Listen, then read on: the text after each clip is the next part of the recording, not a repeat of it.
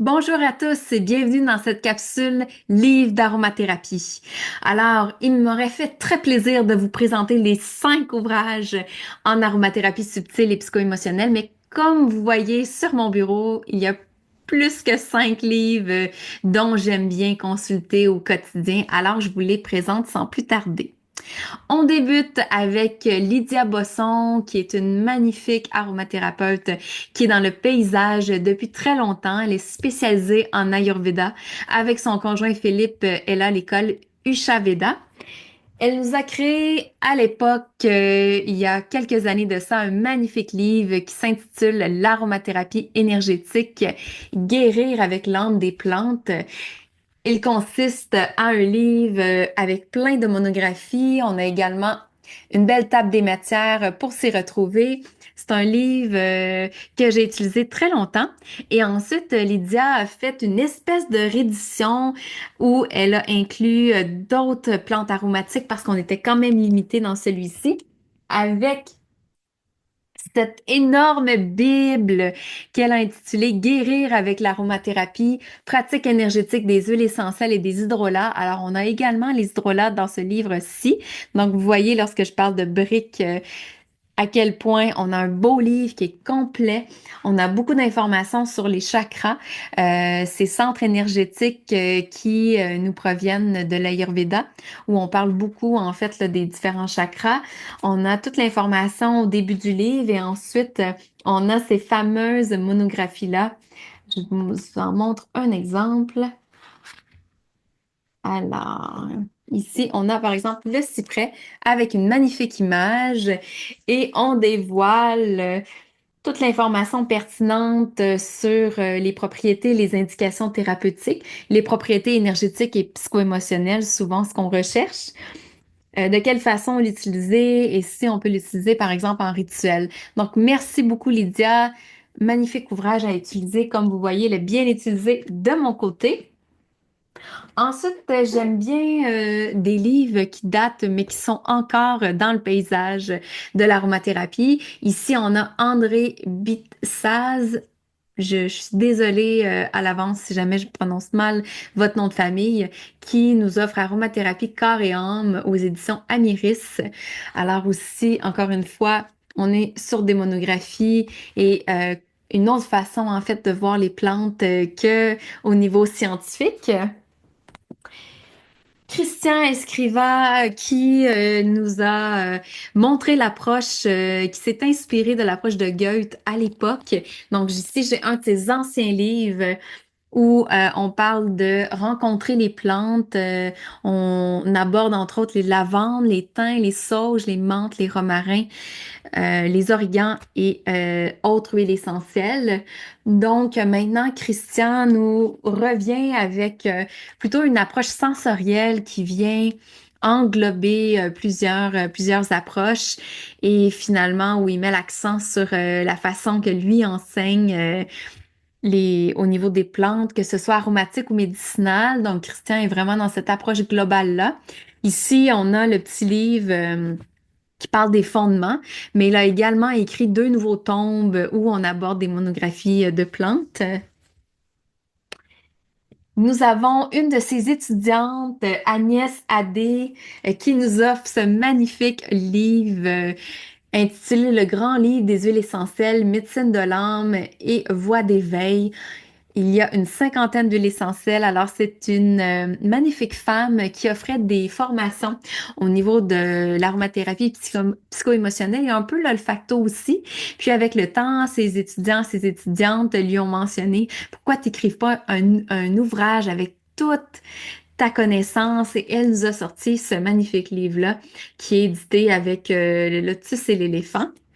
Donc, vraiment, merci Agnès de nous offrir tellement d'informations sur les plantes, la façon d'utiliser, ce qu'elles nous offrent, ses propriétés et ses contre-indications. Talens que j'adore, qui nous offre ces petits livres avec une dizaine d'huiles essentielles, ou devrais-je dire des plantes en fait, où on va aller vraiment voir l'esprit d'une plante selon ce qu'elle nous offre, quel genre quel genre de connexion on peut faire au corps physique, psychique et énergétique. Même, on va même jusqu'à faire l'analogie avec le tarot, ce que j'aime beaucoup. Les couples aromatiques, de quelle façon on peut les utiliser, ce que la plante a à nous dire. Donc, merci, Jutta. Et finalement, une autre Bible que j'aime particulièrement. Alors, Michel Faucon nous a gâtés avec cette énorme Bible-là il n'y a pas très longtemps. Michel Faucon est l'auteur des livres Traités d'aromathérapie scientifique et médicale. Nous avons le tome Huile essentielle et le tome Hydrolat. Donc ici, on arrive avec les approches sensorielles, donc l'utilisation dans les soins des huiles essentielles psycho-émotionnelles. On a toute une partie où on parle des approches, des différentes lunettes, comment on peut voir les huiles essentielles à ce niveau-là. J'aime beaucoup parce qu'il nous offre des assises à la théorie, parce que souvent dans le domaine de l'aromathérapie psycho-émotionnelle, ça peut sembler un peu hurluberlu. On se demande les notions ils viennent d'où, comment on peut dire que telle plante ou telle plante agit sur tel plan subtil. Michel est vraiment venu apporter sa casquette scientifique, mais pour pouvoir montrer les différentes approches des auteurs. Alors, on retrouve évidemment Christian Escrivá, Lydia Bosson, etc. Alors, on voit les fondements de ces approches-là, les assises méthodologiques, comment on peut venir à proposer des propriétés ou des façons de faire. Hein. Souvent, on va faire des tests sur un groupe, par exemple, puis on va relater les ressentis des gens. Et on a les plantes sont sous forme, encore une fois, de monographie. Et on va voir autant les registres internes, les ressentis psycho-émotionnels. On va voir des descriptions techniques aussi. Alors, il va vraiment, selon moi, marier le côté scientifique et holistique. On a beaucoup d'informations. Vous avez vraiment de quoi vous amuser avec le super livre de Michel Faucon. Alors, merci beaucoup, Michel. Maintenant, j'ai envie de vous proposer un top 5 maintenant, cette fois-ci vraiment 5 livres au niveau de l'olfactothérapie. Alors pour moi, c'est une case à part du côté psycho-émotionnel et subtil. Maintenant, laissons place au livre d'olfactothérapie. On retrouve en premier lieu notre cher Jutta Lenz qui nous offre la voie olfactive et vibratoire de l'aromathérapie. Alors encore une fois, des monographies de plantes où on retrouve la dimension spirituelle, émotionnelle, corporelle, la personnalité olfactive ainsi que les qualités énergétiques. Vraiment une mine d'informations sur les plantes qui ont été sélectionnées, étant donné que ce sont des petits ouvrages, mais ô combien appréciés. Notre cher Patty Canac, son nom n'est plus à faire dans le paysage de l'aromathérapie. C'est un nez. Donc, c'est une parfumeuse bien connue qui a travaillé au niveau de l'olfactothérapie, entre autres au niveau des hôpitaux.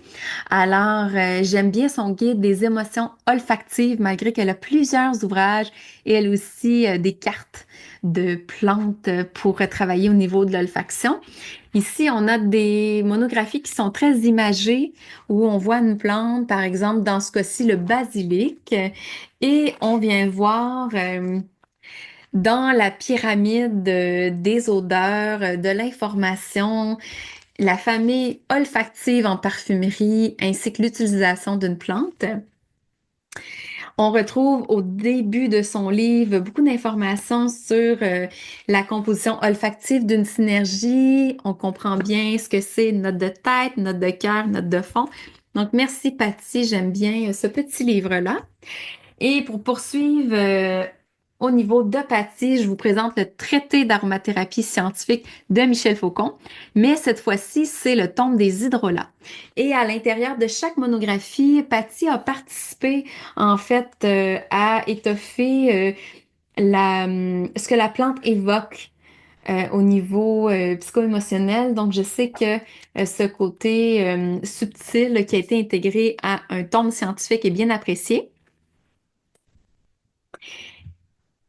Ensuite, nous avons le livre de l'olfactothérapie, Sentir pour mieux se sentir, a été écrit ou coécrit avec Gilles Fournil. En fait, c'est un de ses amis qui a écrit ce livre-là. Gilles Fournel est dans le paysage de l'olfactothérapie depuis les années 1990, si je ne m'abuse. Alors, il a vraiment créé un cursus de formation pour apprendre comment pratiquer l'olfactothérapie et comment être olfactothérapeute. Et ici, on parle beaucoup de sa méthode, de ses concepts. On parle des différents chakras, de la circulation de l'énergie vitale. Et on va aborder des huiles essentielles singulières qui sont abordées dans ces formations, ainsi que quelques-unes de ses synergies. Donc, un beau petit ouvrage qui nous provient, encore une fois, des éditions Amiris.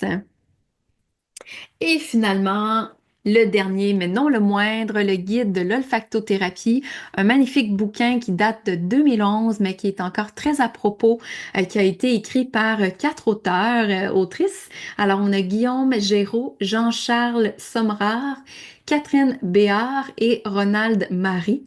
Les huiles essentielles pour soigner son corps et accompagner ses émotions. J'aime bien la façon que les monographies sont faites.